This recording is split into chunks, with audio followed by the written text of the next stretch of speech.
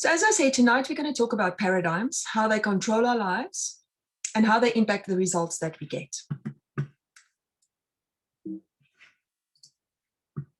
So for a moment, just before we start, I want you to close your eyes. Let's take a few deep breaths.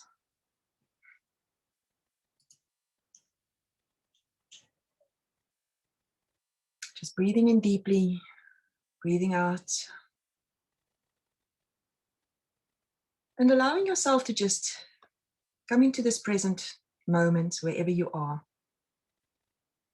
Letting go of all the distractions. Putting away your cell phone. Just taking this time for yourself to learn and to grow. This could be the greatest day of your life. What you're going to learn here tonight might make the difference in your life that you've been looking for. So now is your time. Put away all distractions and let's dive in. Ask yourself this question. What would you do if you knew you couldn't fail? Just consider it for a moment. How would you act? Behave? Where would you go? Who would you be spending time with?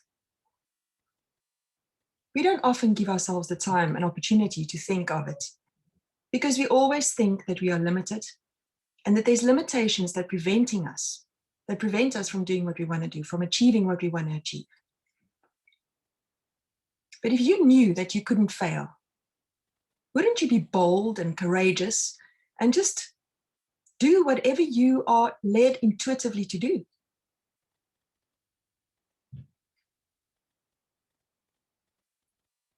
Let me begin by introducing myself a little bit. I'm Anneke Thornton, and I'll host our talk for tonight. Thank you for those who have joined me so far. I was born and grew up in South Africa. You might have heard by the accent. And very recently, I moved to the UK about 4 years ago. And I really began to focus during this time on helping my clients to investigate and understand how their minds control their lives and what they can do, what process they can follow to take back that control. The mind is a wonderful thing, but it controls your life. So what do I do? I think the short version of it is that I am a mind and success consultant, and throw in a couple of other pockets. I'm a certified meditation instructor. I've dabbled in energy, kinesiology, understanding matter and energy.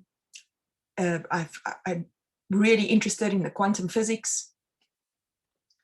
So bringing that all together, I use it to work with people to understand how their minds work and how they can gain control back in their lives and achieve the results that they want to achieve. Those results that they think that they're never able to achieve. That's impossible. The pie in the sky.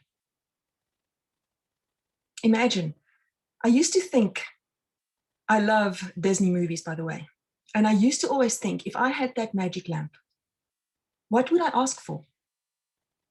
What would I ask for? Have you ever given it some thought? If you had 3 wishes, what would your first wish be? I used to always think that I'm going to trick the system here. My first wish would be to have unlimited wishes. And then it's all sorted.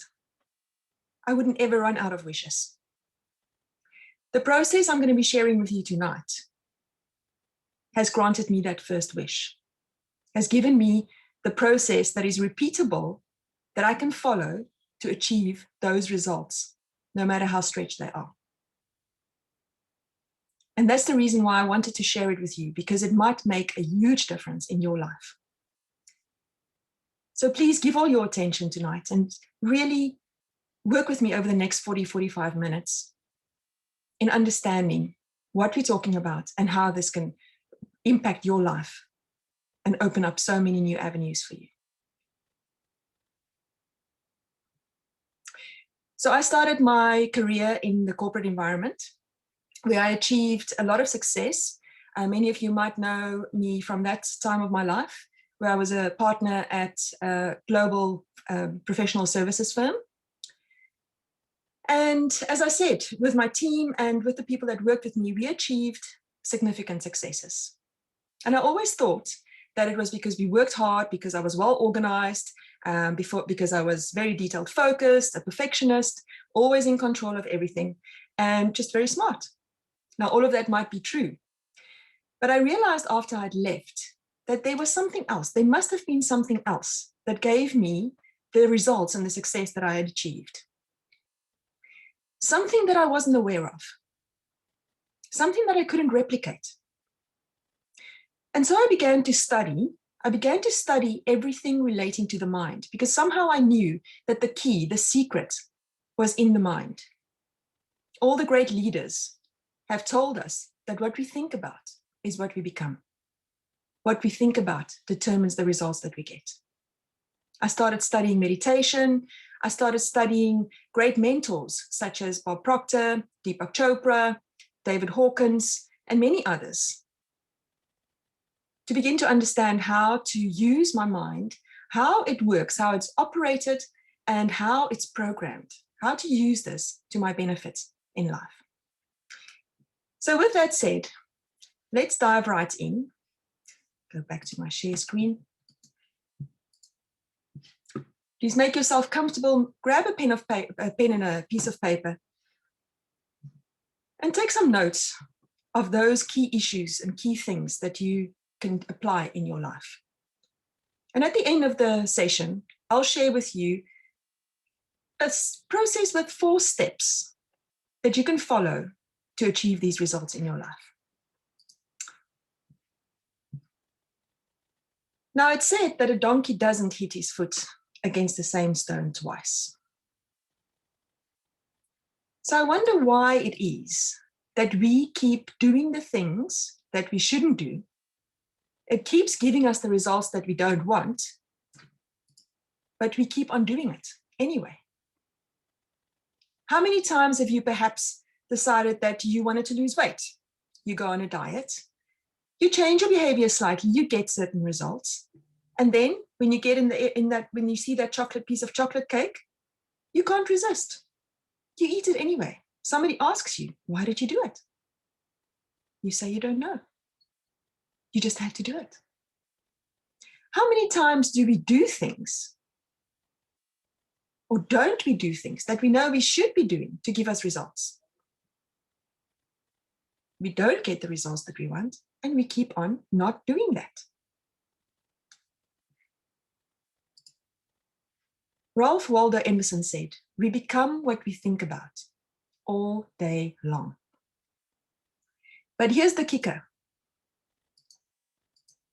What we think of all day long is controlled significantly by our programming or our paradigms. 95% of what we think of during the day is unconscious and controlled through our paradigms. So what is a paradigm? A paradigm is a program in your subconscious mind that controls your habitual behavior. And here's the deal. Almost all of our behavior is habitual. Now, what is a habit? A habit is a fixed idea, an idea that's fixed in the subconscious mind and that causes people to do something without conscious thought. We all have habits. In fact, if you're living with somebody, with a partner or a spouse or even friends, they'll all be very quick to tell you what habits you've got that often creates friction or irritation or annoyance. We all live with each other's habits. And these are things that we do unconsciously. We have done it so often in our lives that it has become a habit. We don't even need to think to do it. Often we go on a training course. The amount of money that is spent on corporate training and development programs in 2019 was over $370 billion. So what do? We go on these programs, development workshops, we read books, we learn new techniques, we have these aha moments, and we know these are things that we need to implement in our lives to make a difference, to get different results in our lives. And so we aim to change our behavior. So we go home, we go back to the office, and we begin to try and implement these things. And it might go well. And we might see some results, some increases in our improvements in our results. But soon after, in most cases, we stop doing these things very shortly after our training. Why? Because it's an effort for us to do it. We have to consciously implement these new behaviors. And so what takes over? Our programming, our paradigms begin to take over. And all this knowledge that we gain knowledge through books, through training courses, more. So much money is spent in the corporate world and by individuals on gaining more information. All the time we gain more information. But the trick is, we think, or most of us think, that knowledge is power, but the knowledge is not the power. Knowledge is only potential power. It's what we do with the knowledge that brings the power. And what we do with the knowledge is mostly controlled through our paradigms, the programs that are running in our subconscious minds. So let's look a little bit deeper at this mind phenomena, because it's important to understand how the mind works to see how the paradigm controls our results and our behavior, and why it is so difficult to change it. So it's said that your strongest muscle and your worst enemy is your mind. And I'm sure many of you can resonate with this. So we think in images. If I say the word feather, you have a very clear image in your mind of what a feather looks like. If I say your front door, you immediately in your mind see a picture of your front door.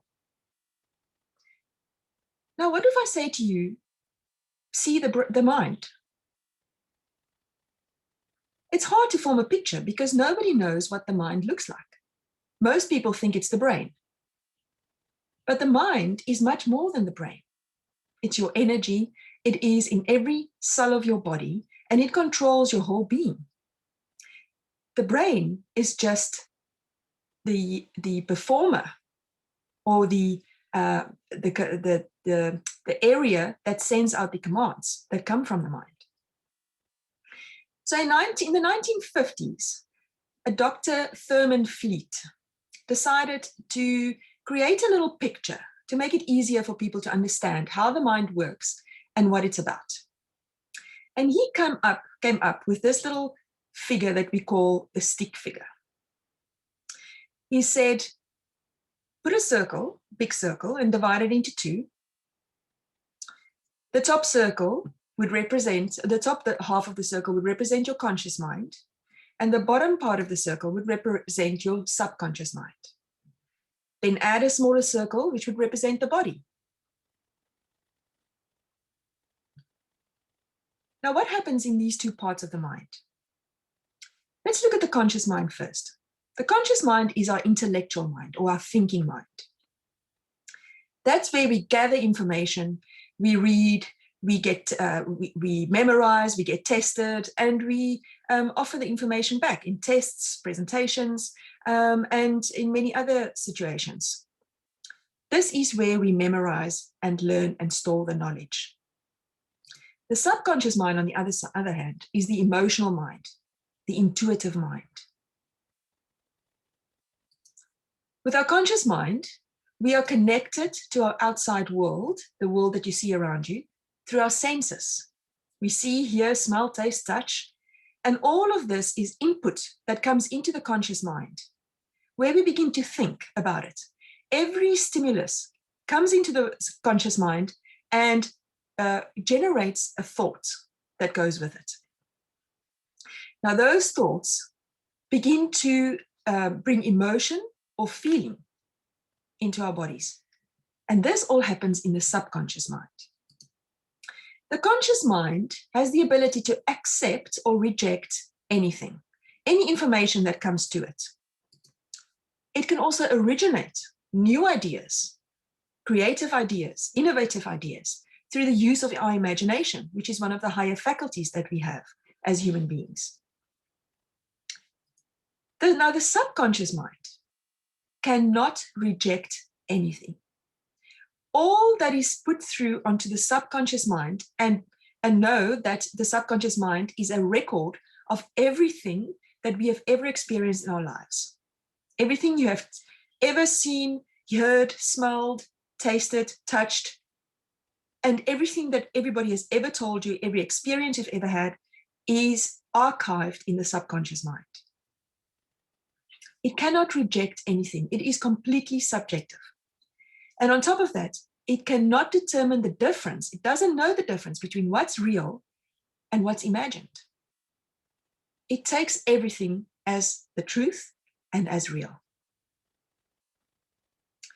Now, from the subconscious mind, we begin to vibrate at a certain level of frequency, a certain frequency level. Just like you have frequencies, for each of our cell phones, there's a different frequencies. We live in a vibrational world filled with frequencies. Each emotion and feeling carries a certain frequency with it. And when we begin to feel that emotion or feeling, after we have brought in the thought that was impressed on the subconscious mind, we begin to vibrate in that same vibration, which goes through to the body.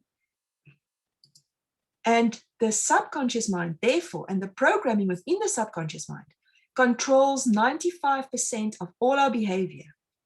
And it expresses only and whatever is impressed upon it through repetition. So now the interesting thing is, how does this programming happen?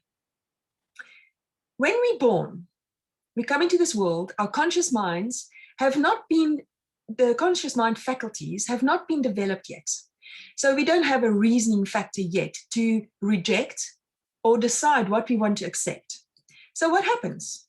We are literally programmed as babies, firstly through genetic programming that we're born with, and secondly, through environmental programming. So everything we experience, everything that comes our way is programmed within our minds, within our subconscious minds, and impressed upon the subconscious mind through repetition. How do we learn to walk? How do we learn to crawl? How do we learn to cycle? How do we learn to write, to read?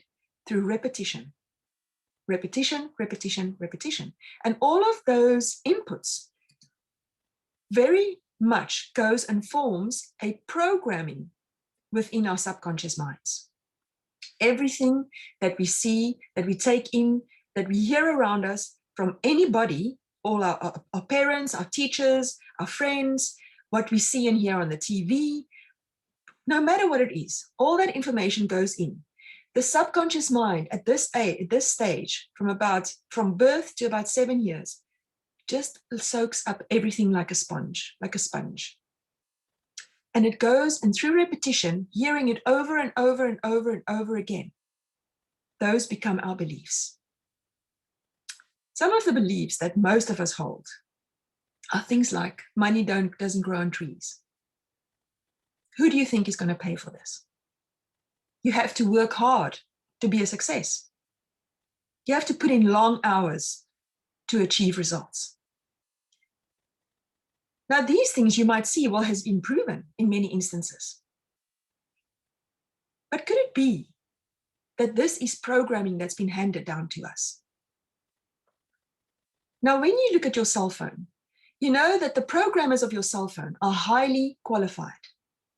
They have studied for many years, and they know exactly how to write the code so that that cell phone or that mobile phone will work exactly what you want it to do, will achieve the best results that you can from that phone. Yet, the programmers of our minds didn't know what they were doing in the first place, because they themselves are only programmed by those that go before them, that came before them. So isn't it scary that the most powerful tool in the world, the human mind, is programmed by people who don't know what they're doing. And this is where thinking becomes so important. Now, I'm not talking about surface thinking, which is what we do 90% of our day. I'm talking about deep thinking that is focused, concentrated, intentional. Robert Collier said, we can do only what we think we can do. We can be only what we think we can be. We can have only what we think we can have. What we do, what we are, what we have, all depend upon what we think. Henry Ford said, whether you think you can or you think you can't, you are right. So thinking is the key. Now let me explain the cycle of creation, because keep in mind that everything that you see around you, everything that's ever been created, developed, brought into reality, started with an idea. Imagination. So what happens? Science tells us that we think 60,000 to 70,000 thoughts each day. But the problem is that 90% of these thoughts are the same as the day before, which means we are repeating. And as we repeat every day, we are conditioning, and we are confirming and affirming our conditioning. So how does this work? If we think the same thoughts every day, that lead to the same choices, leading to the same behavior, giving us the same experiences, and leading and generating the same kind of emotions, which then in turn influences the thoughts that we're thinking again. Can you see that we are in this loop, this never-ending cycle of repetitive behavior, repetitive conditioning, boosting the paradigm, making it stronger every day? And this all, what we think, what we do, what we feel, it impacts our biology, it impacts our neurochemistry, our hormones, it even impacts our gene expression. It impacts everything we think, we feel, and we act. And this, of course, is our personality. And our personality determines our personal reality. So the present personality that's called you creates the present personal reality called your life. Not your parents, not your boss, not your partner or your ex, not your children. Only you and the programs that you're running in your mind. Those programs determine the limitations within which you operate. It determines how boldly you'll go forward, how quickly you'll make decisions, how creatively you'll think. All of this is impacted by these programs. So Dr. Joe Dispenza put it this way. It's like you're in a box with a series of memorized behaviors, unconscious emotional reactions, automatic habituations, hardwired attitudes, beliefs, and perceptions. And all of this is the paradigm. Now, we all have paradigms, and a paradigm that runs our lives. It runs at every moment of our day. It controls, as I said earlier, 95% of our behavior. Now, we go on training courses and we attempt with 5% our conscious mind to impact our behavior and to change our results. We are trying to change 95% of our programming with 5% of conscious mind.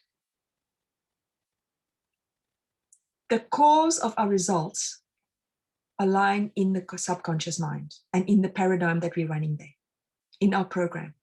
And that is the only place where it can be changed. You might be achieving some results, you might be achieving some success, but the paradigm is like a cybernetic instrument. Now, what is a cybernetic instrument? This is like what you have in the autopilot of an aeroplane. It's what keeps that plane on course. There's a programmed route from A to B, and that autopilot, or the cybernetic instrument mechanism in that autopilot, keeps that plane on course. Whenever the plane is knocked off course by any reason, through any reason, soon the cybernetic instrument will bring it back on course. Now, your paradigm acts as your cybernetic instrument. You might achieve results, but soon that program will kick in and bring you back to experience the same old results again. And you will not be able to break through and gain greater successes. You might be able to achieve small successes, incremental growth.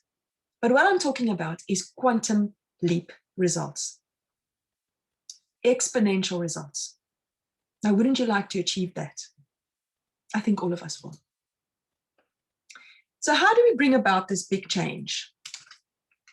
The important thing to remember is that you cannot create a new reality from the same personality. You have to literally become someone else. And as I explained, this is not the easiest thing to do when you're dealing with a 95% unconscious programming that's running all the time. That paradigm is in control of your perception. It controls how you perceive the world, everything that you do. This is your whole reality. It controls your use of time. How often do you go on time management courses? Everybody is looking for a way how to manage their time. But did you know that everybody got exactly the same time? Everyone has the same time available to them. We can't master time management or managing time. The only thing we can manage is the activities that we do. And the paradigm is the thing that makes us feel like we don't have enough time. Our creativity is influenced by the paradigm. Most people think that they're not creative, but everybody has got the creative faculty of imagination, innovation, creativity. Our creativity determines or affects our effectiveness, and our effectiveness in turn affects our productivity. And so the bottom line, or your results, your success that you achieve in a personal or professional capacity. And here's the last thing, the thing that most people come to and express. It's not logical. Is this possible? No, it's not logical. Now, I know of a couple of examples where people were told that they are not logical. I'm thinking about the Wright brothers. I'm thinking about Edison, Sir Edmund Hillary. They were certainly told that they were illogical and wasting their time. And where does this give us today? They've opened up a whole new world for us.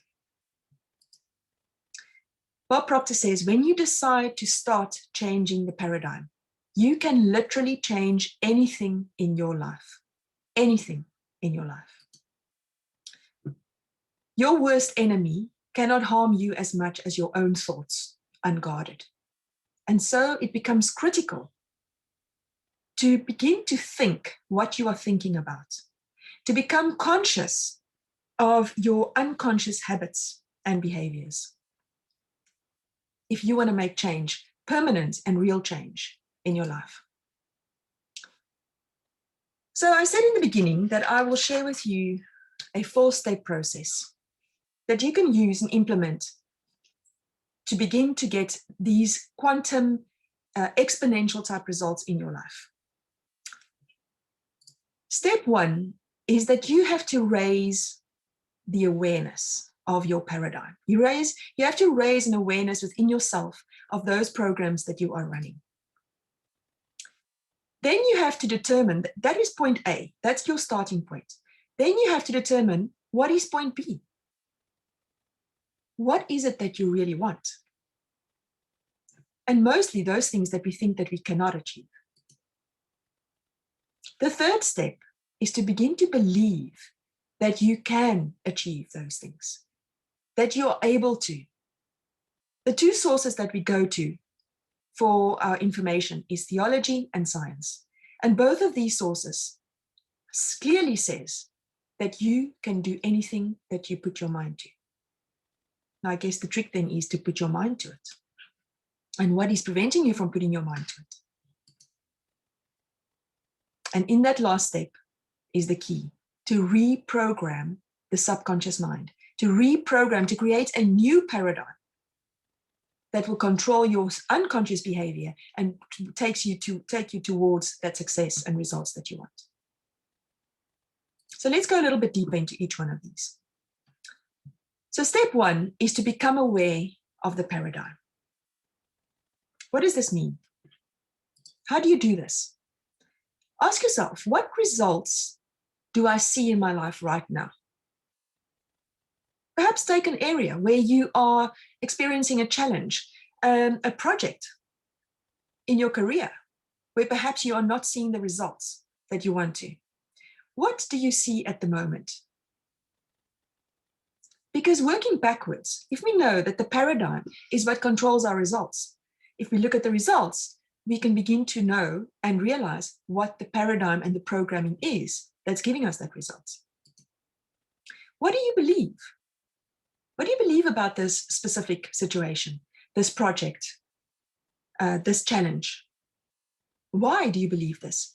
Is this your own belief that you form it yourself? Or has it been handed down to you? Have you taken it on from others? And then the important question to ask yourself is this belief the truth? Now, there is two forms of truth. There's absolute truth and there's relative truth. I might ask you if it's true, and you might say exactly, definitely, most definitely it's true for me. Now, that might be your relative truth. But what we want to find out is, what is the absolute truth? This is the truth that it is true for everybody, no matter who they are, no matter what they do. It's the truth. This is what we want to find, because it will take us to those results that we want.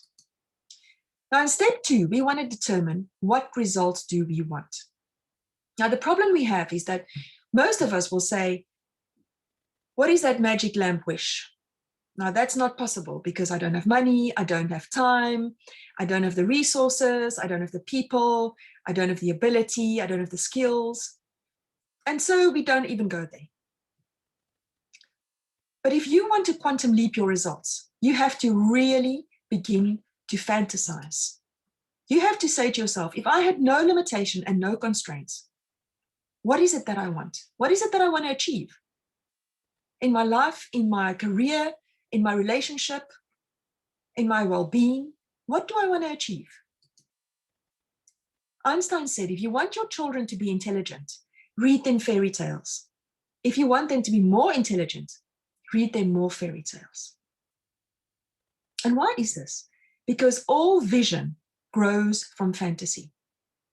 And if you look at the most successful people in the world, the one thing that they all had is vision, or have, is vision.